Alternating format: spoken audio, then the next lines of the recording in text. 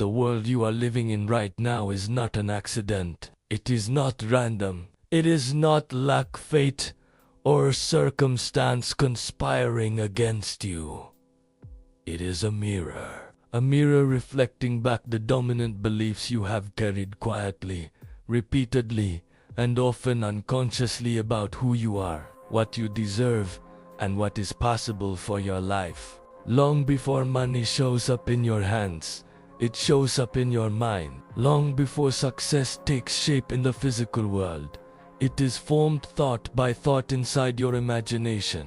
And long before failure ever becomes visible, it begins as a small, unchallenged belief that says, "This is all I am capable of." This is the law that governs every rise and every fall. You do not rise to the level of your goals. You fall or rise to the level of your belief. Every great life in history obeyed this law, whether the individual knew its name or not. Thomas Edison believed the light existed before the world ever saw it glow.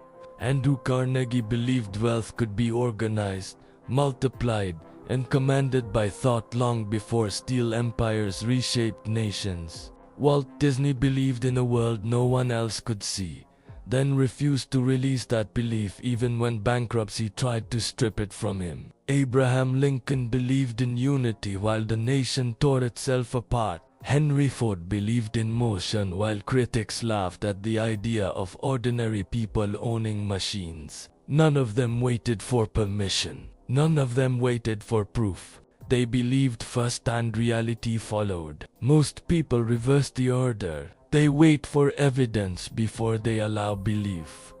They wait for results before they commit. They wait for confidence before they act. And in that waiting, life quietly passes them by. Belief is not wishful thinking. It is not blind optimism. It is the deepest assumption you carry about yourself when no one is watching. It is the silent narrator shaping your decisions, your habits, your posture, your tolerance for discomfort, and your willingness to persist when the road turns hostile. Your belief decides whether you quit at the first sign of resistance or whether resistance becomes fuel. Your belief decides whether failure is a verdict or merely feedback.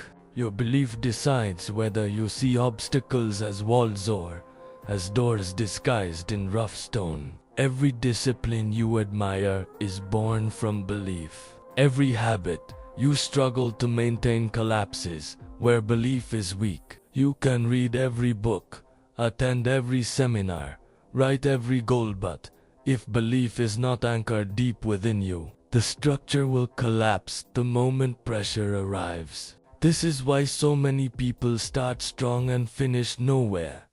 They borrow motivation, but they never build conviction. They copy strategies, but they never reprogram identity. They chase outcomes while quietly doubting whether they are worthy of them. And the mind, always loyal to its deepest commands, obeys that doubt.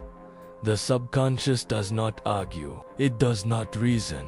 It accepts whatever you repeatedly impress upon it as truth, and then it works day and night to make that truth real. If you believe you are behind, life will keep you catching up. If you believe success belongs to others, you will unconsciously repel opportunity. If you believe struggle is permanent, you will normalize suffering and call it reality. But if you believe, truly believe that you are capable of growth, your mind begins searching for evidence to support that identity. It sharpens your awareness. It alters your perception. It draws you toward people, ideas, and actions aligned with that belief.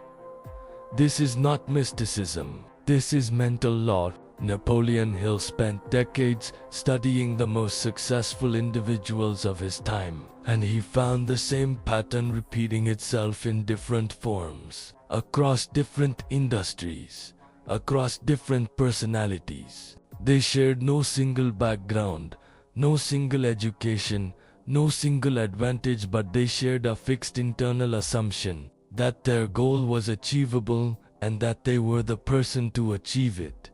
not someday, not if things go right, but inevitably. That assumption shaped everything else. Belief is the soil, action is the seed, discipline is the water, time is the sun. You cannot plant doubt and harvest confidence. You cannot plant fear and harvest freedom. And you cannot secretly believe in limitation while publicly chasing greatness. The law does not bend for desire alone. It responds to what you accept as true. And right now, whether you realize it or not, you are living inside the results of beliefs planted years ago. The question is not whether belief shapes your life. The question is whether you will continue allowing old beliefs to shape it for you, or whether you will consciously choose new ones and defend them with discipline, action, and unwavering clarity. Because the moment belief changes, behavior follows. And when behavior changes consistently, destiny has no choice but to rearrange itself. The law is already working. It always has been. The only decision left is whether it will work by default or by design.